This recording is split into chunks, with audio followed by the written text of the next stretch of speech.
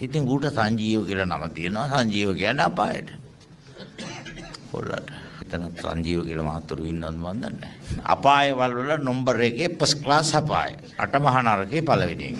එක්ක තිමිර කියලා තියෙනවා. තිමිර කියන්නේ පට්ටපල් කුණු කරුවල. ඉස්සරෙම නම් තිබෙන්නේ නැහැ. ඉවර වුණා. කරුණාව තියලා ඉවර වුණා. ධර්ම තේන්නලා ඉවර වුණා. බුද්ධ දාස කඩුවෙල එක්කන විතරයි ඉන්නේ.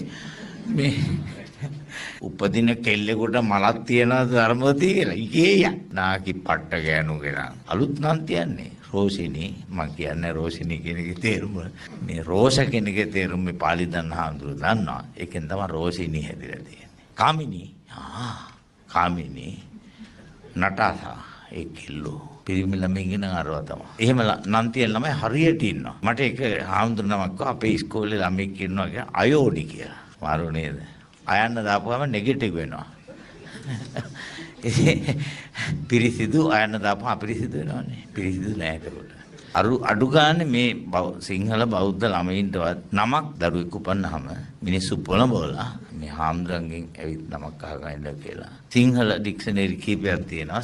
සිංහල ඩික්ෂනරියක් කීපයක් තියෙනවා. ඩික්ෂනරියක් හරි බලලා අර සාත්‍රකාරය දෙන අකුර අනුපංග වෙලාවට අකුර දෙනවනේ. නමක් හදලා දෙන්න හරි.